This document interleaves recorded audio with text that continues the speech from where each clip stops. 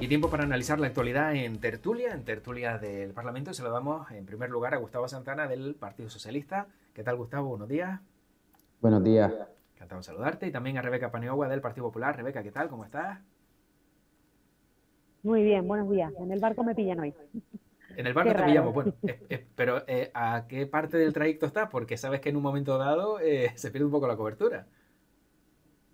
Bueno, estoy con el wifi del barco y espero que nos falle. Estamos a punto de llegar en un ratito ya a Santa Cruz de Tenerife. Ah, bueno, bueno. O sea que si están llegando, bueno, entonces ya te hemos cogido por la parte ya donde se empieza a tener un poquito más, aunque haya la wifi del barco, suele haber un poquito más de cobertura por ahí, pero bueno.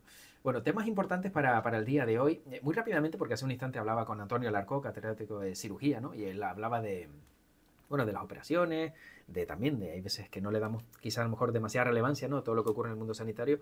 Gustavo, él contaba que la operación más larga que ha tenido ha sido de 24 horas, aunque en algunos casos, por lo general, suelen ser de 12 horas, ¿no? A veces no visibilizamos mucho toda esa labor que hacen los profesionales del ámbito sanitario cuando vemos bueno, que son prácticamente casi máquinas, ¿no? Cuando se dedican a salvar la vida de otras personas.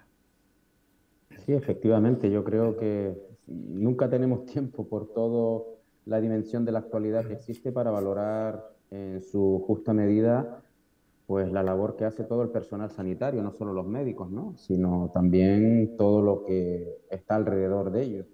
Y yo creo que muchas veces somos injustos, incluso con la labor que suelen realizar, porque, vamos, 24 horas en un quirófano, ya se podrán ustedes imaginar no solo el nivel de concentración, sino el nivel de resistencia, ¿no? Sí, Desde el punto de vista humano, de estar ahí 24 horas sin cesar para salvar la vida de una persona. efectivamente. Rebeca. Sí, yo poner en valor esto que mismo que ha dicho Gustavo al final, ¿no? Que yo creo que tiene que ser un trabajo totalmente vocacional, que uno se hace médico porque realmente quiere curar, quiere salvar la vida de otras personas. Para mí eso es admirable. No todo el mundo yo creo que vale para ello y 24 horas realizando una operación tiene que ser, bueno, impresionante, no sé el nivel de tensión, ¿no? Al que tienes que estar sometido uno. Y desde aquí yo creo que todos nos quitamos el sombrero entre la profesión médica y todo el personal sanitario, como decía Gustavo, en general. Efectivamente. Bueno, de los temas propuestos en el día de hoy, si les parece, empezamos por esa propuesta de la ministra Yolanda Díaz, vicepresidenta también, ¿no? Donde hablaba que había que limitar el horario de los restaurantes. Luego ayer matizaba, decía que lo que había era bueno, que observar si realmente se estaba pagando a partir de las 12 de la noche lo que debería pagarse, ¿no? Por esa hora que a lo mejor ya entra dentro de la madrugada, Gustavo. Todo esto ha soliviantado pues los ánimos del sector de la restauración que ven como, bueno, pues no se ha contado con ellos y se lanza una propuesta, digamos, a lo mejor algo descabellada de entrada. Sí, yo creo que la ministra, aún teniendo buenas intenciones en muchas de las ocasiones, cuando lanza ideas, tiene que ser un poco prudente, ¿no? Porque venimos además de un clima que en el ámbito del diálogo social ha habido desencuentros sonados. Estoy hablando en el ámbito estatal, ¿no? Y ya yo entiendo que las patronales están un poco sorprendidas, por no decir otro término, de que se lancen ideas sin antes planteárselas a ellos en el marco del diálogo social. A mí no me parece una idea descabellada, revisar todo aquello que tenga que ver con la conciliación de la vida familiar y laboral. No me parece descabellado que hay que revisar también en el marco de los convenios colectivos si se están pagando adecuadamente cuestiones que en otros ámbitos se pagan por horas nocturnas. Y no me parece pues, descabellado tampoco intentar buscar fórmulas en la que en el sector de la restauración también se convierta en un sector más atractivo para intentar que muchísima gente trabajadora se pueda incorporar independientemente de los horarios, ¿no? Yo creo que en el ámbito de la restauración ya son muchísimos los hoteles que tienen, nosotros lo vivimos en Canarias, no sé, porque a veces también el clima de Madrid influye mucho sobre el resto de la política, ¿no? Ustedes sabrán igual que yo que hay muchísimos restaurantes en Canarias que ya las cocinas se cierran a una hora determinada y a las 12 o antes de la una ya se están recogiendo para cerrar, ¿no? Por lo tanto, es un avance que en el ámbito de la restauración se ha ido logrando en los últimos años. Por lo tanto, yo creo que no me parece mala la idea como reflexión y también yo creo que en este caso la ministra lo que hace es una enmienda a sus propias políticas desde el punto de vista de lo que hará falta también son más medios en la inspección de trabajo, cosa que venimos reclamando en nuestro ámbito, en Canarias, desde hace muchísimo tiempo, porque esto necesitará pues, de áreas operativas en la inspección de trabajo que estén disponibles para trabajar en horarios nocturnos. Y eso, o se tiene recursos presupuestarios, se tiene recursos humanos, o no se puede hacer. Por lo tanto, yo creo que esa reflexión que ha hecho la ministra lo hace más desde el ámbito ella como ministra de Empleo, pero que a veces tiene que tener un poco cuidado porque al final eso puede bloquear incluso que en el diálogo social puedan alcanzarse acuerdos con sindicatos y patronales. Rebeca. Mira, por primera vez coincido con un diputado del Partido Socialista. Se queja el sector de que la ministra no se ha reunido nunca con ellos, y yo creo que desde ese punto de vista no conoce muy bien el sector de la hostelería. Los que hemos trabajado en la hostelería en algún momento, porque por familia pues hemos tenido que echar una mano, sabemos perfectamente que cuando hay clientes hay que aprovecharlas, porque es el ingreso que tiene el empresario y no hay más. El sector de la hostelería es uno de los más fiscalizados. Ellos aseguraban que el año pasado o en los últimos meses, no recuerdo bien, pero bueno, en total decían que fueron 156.000 inspecciones a las que se vieron sometidos. Lo que tiene que hacer la ministra de Trabajo es corroborar que se cumplen los convenios laborales, que se respetan las horas de descanso de los trabajadores, que se pagan las horas extras y además al precio que tiene estipulada, pero lo que no puede limitar es la forma de vivir que tenemos en España, que además nos diferencia de toda Europa. Tú no le puedes decir, por ejemplo, ahora que además está tan presente el cambio climático, que es una realidad constatable, empezamos a salir de casa en verano a las 6 de la tarde, a las 9 de la noche, y uno quiere cenar y divertirse, y eso se tiene que compatibilizar tanto el ocio, porque el ocio es uno de nuestros fuertes, además, de cara al sector turístico, con la actividad empresarial. Y lo que, insisto, tenemos que hacer es reforzar las inspecciones, que se respeten las horas de descanso, los días libres, que se paguen las horas trabajadas de más. Eso es lo que tenemos que hacer, porque claro, ahora por esa regla de 3, a un paradero que se tiene que levantar a las 3 de la mañana para ir a trabajar, tampoco lo limitamos. Un vigilante de seguridad que trabaja de noche, lo que tenemos que hacer es que ese vigilante cobre sus horas, que se le respete el trabajo y apostar por la hostelería, que es uno de nuestros fuertes.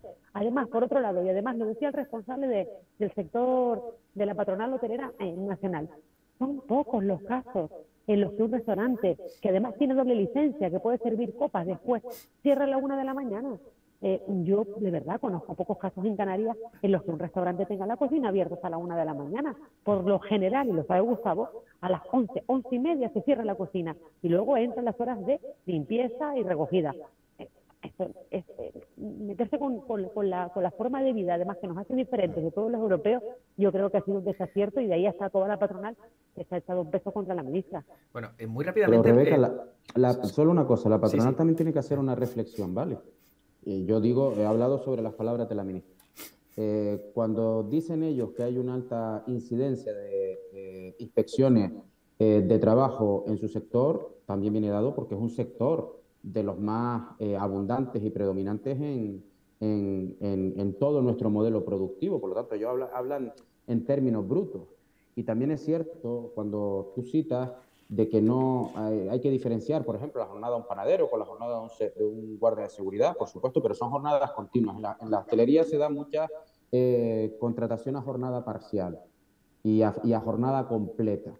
En ocasiones haciendo un exceso de horas con jornadas partidas que en términos de conciliación de la vida familiar es un imposible. Y eso muchas veces ya en esta nueva manera de vivir, que tú lo has vinculado a ese espacio que se tiene, pues muchísimas familias van a priorizar siempre conciliar la vida familiar y laboral porque tienen hijos, porque no tienen recursos y cualquier otro tipo de búsqueda de empleo en otras especializaciones, donde yo creo que el sector de la hostelería tiene que hacer una reflexión también sobre cuál es el modelo, ¿no? Porque yo cuando los he escuchado y he hablado con ellos, muchos a veces confunden la formación con la experiencia, no la misma formación que experiencia, porque cuando quieren experiencia quieren gente que trabaje muy rápido, no tan formada, pero sí que trabaje rápido, porque tienen experiencia previa, ¿no?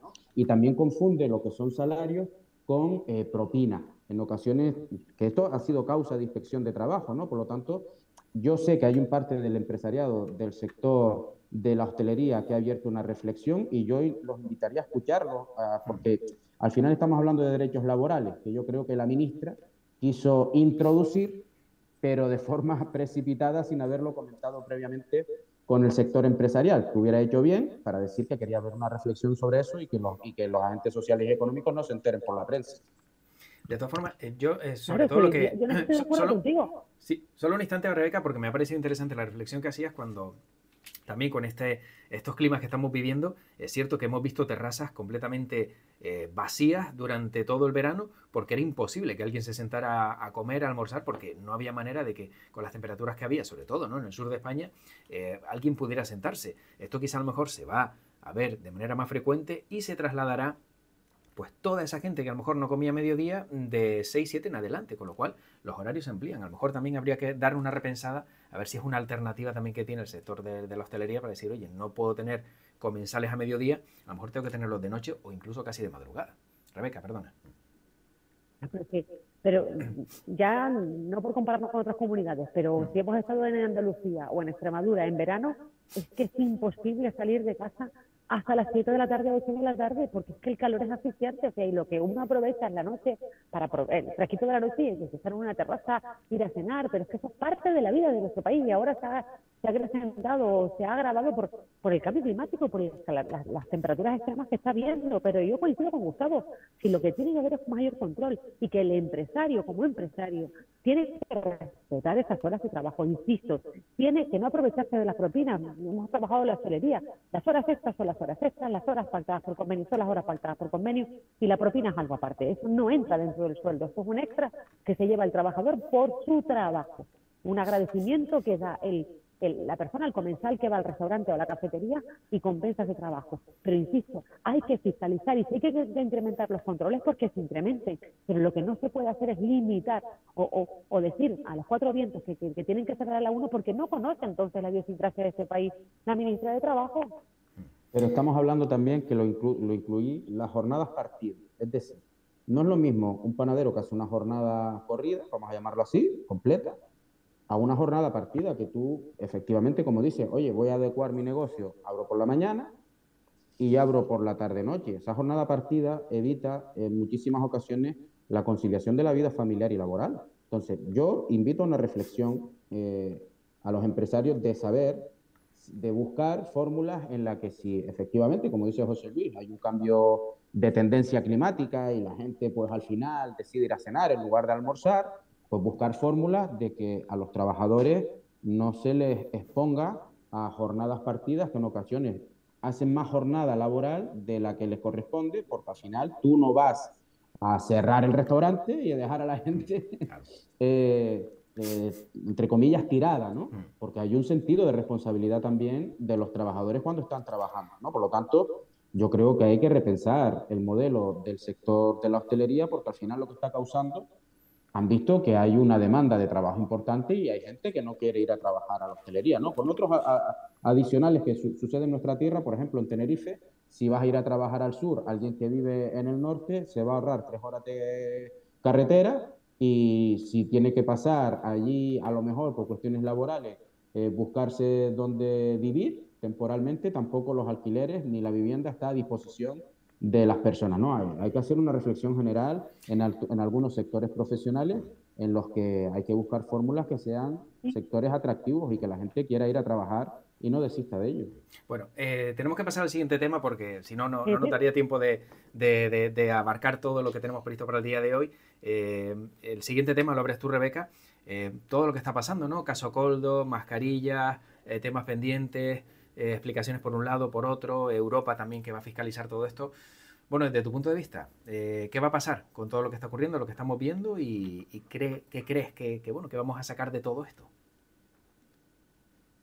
Yo espero que el Partido Socialista sea responsable, yo confío en que sí, y que dé explicaciones. Se ha abierto, como sabes, se ha pedido por parte del Partido Popular y de Coalición Canaria que se abra una investigación en el Parlamento, simplemente para que se den explicaciones en la casa que es la casa de todos, como es el Parlamento de Canarias, no solo nosotros, sino la ciudadanía en general. A mí me sorprendía como la presidenta del Congreso ofreció una rueda de prensa, a mi modo de ver, bastante insulsa, porque hasta 4 veces le preguntaron los periodistas quién llamó a la Comunidad de Baleares, a su gobierno, a algún miembro de su gobierno para ofrecerles esas mascarillas, y ella no respondió, mutis por el foro.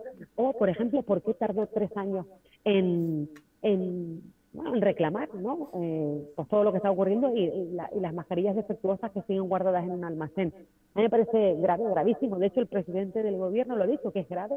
Lo que pasa es que no se depuran responsabilidades y se está poniendo una cortina de humo demasiado grave en este país, aparte con los 3 casos que tenemos ya aquí en Canarias. que es más del 80% del gasto sanitario, ha sido, entre comillas, fraudulento. O sea, y eso me parece que en unos momentos tan dolorosos para la población en el que, por ejemplo, a mí me tocó contar cada día pues, el número de fallecidos, de verdad, gravísimo, que moría en este país, que se estuviera especulando de esa manera con el dinero público y la salud de todos, me parece deleznable. Gustavo.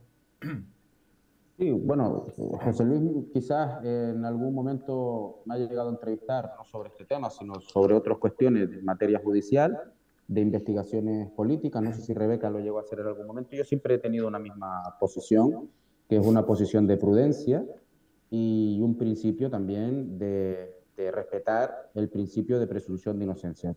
Para todos los casos que ha habido de supuesta corrupción que después con el tiempo se han desinflado, pero han causado un daño muy importante a personas que fueron siendo investigadas, investigaciones, o como se llamaba anteriormente, imputadas, que no es más que una garantía procesal de defensa de las personas que están incursas en un procedimiento judicial. Por lo tanto, yo siempre soy prudente y creo que los tiempos irán poniendo las cosas en su sitio, porque hay que diferenciar lo que es el expediente administrativo a lo que es un expediente judicial. Cuando yo escucho, por ejemplo, el proceso in vigilando en un procedimiento administrativo, desde el inicio hasta el final, ese punto in vigilando está marcado en el procedimiento administrativo, que lo marca las diferentes intervenciones generales. En Canarias se pasan hasta dos filtros: la intervención general de una consejería determinada y la intervención general, que es la que está vinculada en términos generales. Por lo tanto, cuando yo escucho el invigilando, entiendo que se querrá decir más desde una dimensión política, ¿no? Todo esto, el procedimiento administrativo cuando termine, el expediente judicial seguirá su curso y veremos en qué termina todo esto. La responsabilidad política invigilando, bueno, existirá. Yo creo que hay una petición, ¿no?, de entrega del acta al exministro de Transporte, Ábalos, que no ha entregado, y está la situación ahí porque el Partido Socialista interpretó que había una responsabilidad en vigilando y por lo tanto actuó. Yo, a medida que vaya pasando el procedimiento, iremos sabiendo más, porque yo desconozco el sumario. Desconozco si hubo un auto primero y un auto segundo, y del auto primero hubo recurso, en el que el juez interpretó que tenían razón las personas que habían presentado recursos, y están al margen del auto segundo. Por lo tanto, un recorrido judicial complejo y amplio. Lo digo porque yo viví una experiencia, no a título personal, sino de otras personas que estaban incursos en expedientes judiciales, y a medida que se iban tramitando los autos, personas que estaban siendo investigadas y que aparecían en todos los medios de comunicación con nombres y apellidos, sin tener responsabilidad alguna, pasaron una pena terrible. Algunos de ellos fallecieron por el escándalo. Por eso yo tengo tan metido en la sangre el tema de que estos temas hay que tratarlos con sumo cuidado, pero siempre con un principio último, que es que si la justicia coge a quien ha tenido algún acto delictivo, esa persona tiene que pagar con todo el peso de la ley. Y digo, voy a mantener esta posición porque la he mantenido con responsables políticos de todos los partidos políticos. No lo voy a hacer menos ahora en este momento. Rebeca.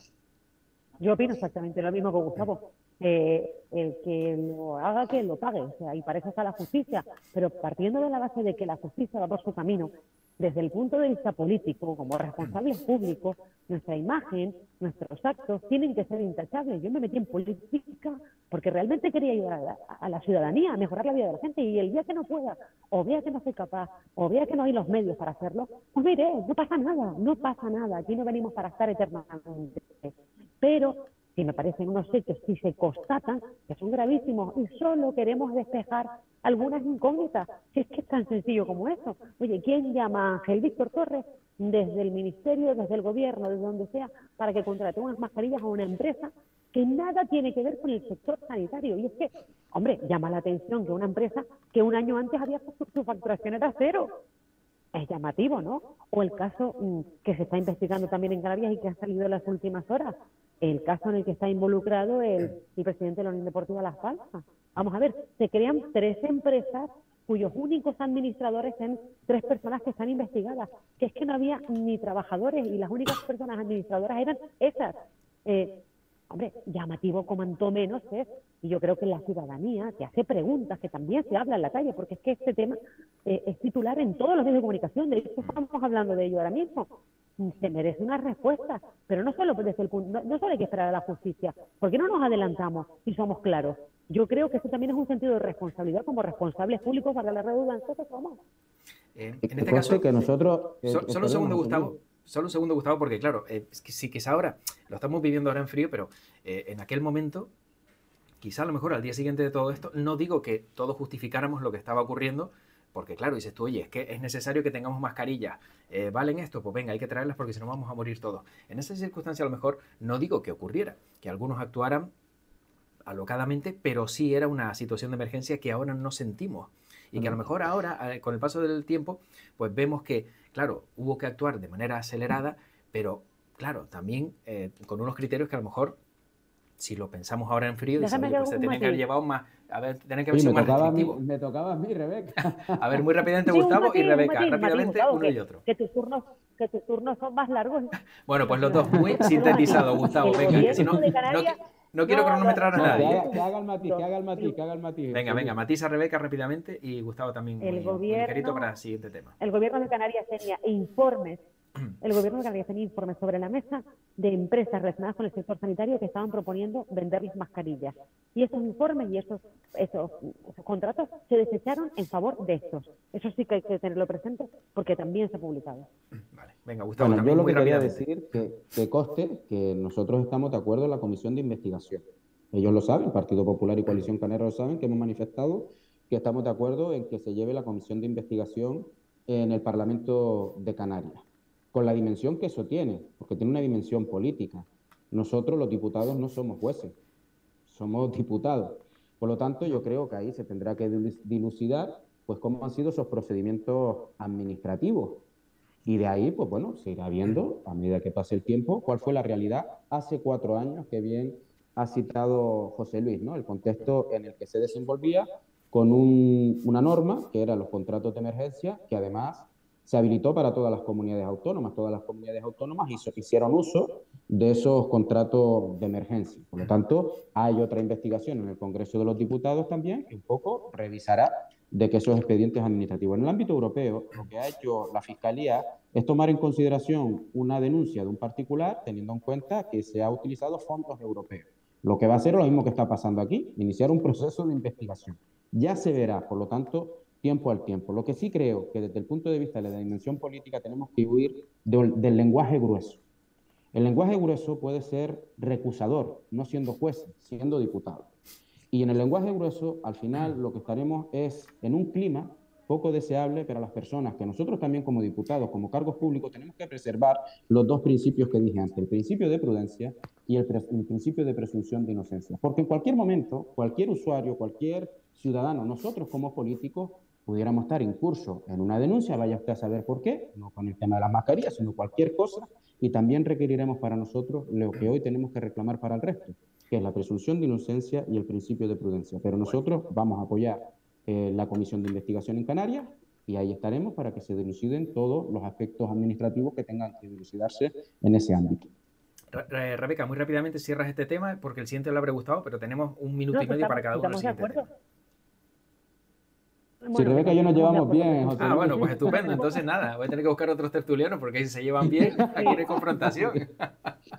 No, pero hombre, podemos discrepar, pero al fin y al cabo nos llevamos claro. bien. Sí, no, está claro. Como tiene que ser. Si no, hay que respetar las decisiones judiciales solamente desde el punto de vista de como parlamentaria. A mí sí me gustaría saber, y si estoy en esta comisión, pues sí preguntaré todas las dudas que tiene la ciudadanía, incluso una servidora, ¿no? Muy bien. Bueno, el siguiente tema y el último, Gustavo, eso sí te voy a pedir, por favor, sintetizarlo al máximo, 1 minuto como mucho, porque no nos queda mucho tiempo. La amnistía, parece que la ley de amnistía ya va a ser una realidad y bueno, ya veremos no sé si va a traer algún cambio o no. Desde tu punto de vista, ¿qué crees que va a ser o qué va a pasar a posteriori? En 1 minuto. Cuando en una negociación, en 1 minuto, menos de 1 minuto, cuando en una negociación está Junts por Cataluña, yo no me atrevo a decir nada, hasta el último minuto. Porque son partidos políticos que están acostumbrados a negociar a toque de pito, permíteme la expresión. Por lo tanto, yo sería también prudente en este ámbito y esperaría a ver lo que pasa el jueves, ¿no? Las posiciones políticas están marcadas, ahora pues falta ver qué es lo que sucede ahí. Pues Rebeca, entonces, a ver, cuéntanos. Nada, siguiendo con el símil futbolístico, que a Pedro Sánchez le ha metido un gol por la escuadra en el tiempo de descuento, ganando el partido de Jules. No sé, que me parece que esto de café para todos y que esa amnistía, que era intachable, era perfecta, ahora se ha tenido que amoldar una vez más a Jules. Vamos a ver qué se dice, pero a mí, vamos, nosotros no estamos de acuerdo, nos parece impresentable lo que está pasando en este país. Bueno. Rebeca, ustedes no, pero Feijóo, bueno, está de acuerdo de esa manera, ¿no? No. Y Ustedes lo querían lo que decir. dice No. definitivamente. Una cosa. Sí, escucha. Feijóo dijo no. Yo no voy a Feijóo discutir dijo no. lo que Sí. en una comida 16 periodistas pero es que es la verdad. Pero es que 16 periodistas coinciden y el que no coincide es Feijóo. ¿En qué? Sobre que Feijóo dijo que no. había estudiado Sí. durante 24 horas, estudió durante 24 horas la posibilidad de la amnistía. Fíjate, ha pedido el informe de Venecia famoso que conoceremos el contenido final el 15 y el 16 de este mes. Pero es que además dijo que vería algo que hasta hace muy poco también rechazaba, que eran unos indultos condicionados. Por lo tanto, me quedaría con las palabras de Feijóo, porque lo que ha hecho Feijóo en ese ámbito es intentar hacer política legítimamente, y la ha hecho. Otra cosa bien diferente, que lo que ha dicho después en los medios de comunicación y a su partido, ha sido todo lo contrario. Por lo tanto, yo me quedo con el que Feijóo, que se reunió con 16 periodistas y quería hacer política. No, pero vamos a ver, ¿qué hay de malo, Gustavo? Pero ¿qué hay de malo, Gustavo? Reunirse con 16 periodistas que sí, que lo han publicado, y el que él se plantee o se estudie, el equipo de Alberto Núñez Feijóo estudie una amnistía y que no la vean viable porque no se cumplen los preceptos que pide el Partido Popular. Porque se pidieron 3 condiciones que Junts no aceptó y dijo, pues si no se aceptan. Lo que hay de malo es que le reprocha que sea bajo la legalidad. ¿Qué hay de malo? Lo que hay de malo es que Feijóo... hay un matiz. No, escucha, lo que hay de malo es que Feijóo le reprocha a Pedro Sánchez lo que él practica. Entonces, pierde credibilidad, pierde legitimidad. Claro, lo que él le reprocha a Pedro Sánchez es lo que él ha intentado. ¿Por qué? Porque quería ser presidente del gobierno, es legítimo. Por lo tanto, si hubiera aceptado... cualquier cosa. Pero no cualquier cosa. No. Estudiar la amnistía no todo vale durante política. 24 horas, quien tiene que resolver al final será el Tribunal Constitucional, incluso el Tribunal Superior de Justicia Europea, si se llega a seguir hacia adelante, y ya se verá, porque aquí la cuestión de fondo es que en política se hace política, y el resto es un teatrillo y una escenificación de discursos, pues para mantener a los suyos las filas bien cerradas, o para mantener las expectativas electorales, que es lo que ha hecho Feijóo. Feijóo, yo me quedo con el Feijóo de la negociación, de la transmisión de lo que había hecho con 16 periodistas, no el Feijóo que después se desdice, diciendo que eso nunca sucedió con esos 16 periodistas. Bueno, mira, por favor, déjame, me tengo que tener ojos al vino, no. Venga, 30 segundos que nos vamos. Responder porque venga, 30 segundos que nos vamos. Discrepancias, José Luis. Mira, nada, es que si no entramos en el bucle de discrepancias, exacto. Gustavo, no, es que esto parece un chiste de mal gusto, y perdóname que te lo diga, te lo digo con todo el cariño. O sea, que Feijóo se desdice cuando días antes de que se convocaran las elecciones, todo el gobierno en peso de Pedro Sánchez negaban la amnistía, y Feijóo se desdice, de verdad, seamos serios. En las elecciones gallegas. Las verdades a medias son mentiras, te lo he dicho, Gustavo. En las elecciones gallegas les un repaso. Claro. Un repaso. Sí, como el repaso que le daríamos nosotros a ustedes aquí si celebran las elecciones otra vez en Canarias. Ya se como estado en los últimos 12 años.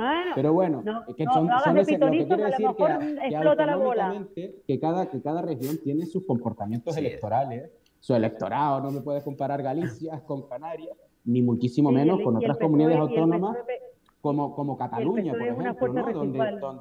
donde Cataluña, el Partido Popular, es un partido residual. Bueno, ¿sabes? Es que... no podemos entrar tampoco en análisis electorales por regiones, porque si no, entonces ya esto se eterniza. Claro. Y ya tenemos que dejarlo aquí. Bueno, para acabar. Estamos calentando ya esto...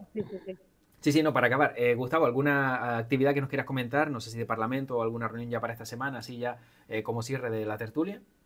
Nada, que estamos en los prolegómenos del Día de la Mujer, el día como tradicionalmente se llamó de la mujer trabajadora. Sí. Y nosotros hemos hecho una invitación a los grupos políticos para la presentación de una proposición de ley de conciliación de la vida familiar y laboral, que fue negociada en el ámbito de la concertación social canaria, el diálogo social, en la pasada legislatura.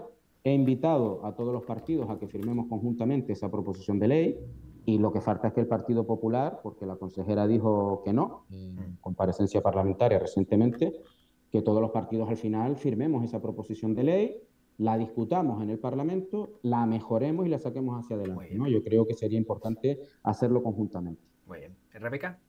Yo creo que la consejera lo está estudiando y yo me sumo a tus palabras. El viernes se celebra el Día Internacional de la Mujer. De hecho, va a haber unas jornadas mañana en el Parlamento en las que vamos a participar todas y todos los que queramos, y seguir conciliando, que yo creo que esa es una batalla en la que todavía no hemos progresado mucho, sobre todo la conciliación y la brecha salarial, que es algo importante. Así que desde aquí, a todas las mujeres, a seguir en la batalla unidas con los hombres también. Bueno, pues nos quedamos con ese mensaje. El día del debate del Estado de la Nacionalidad Canaria, ¿cuál es? Que no lo tengo claro, no sé si lo tienen ahí apuntado. La semana que viene. Ya es la semana que viene, ¿verdad? De martes a jueves. De martes a jueves de la semana que viene. Sí. Bueno, pues ahí habrá que también tener máxima intensidad porque son días largos. Bueno, Gustavo Santana, Rebeca Paniagua, gracias a los dos por este ratito. Cuídense mucho y un fuerte abrazo y hasta la próxima. Gracias. Venga, hasta luego, José Luis. Hasta luego, Rebeca. Gracias.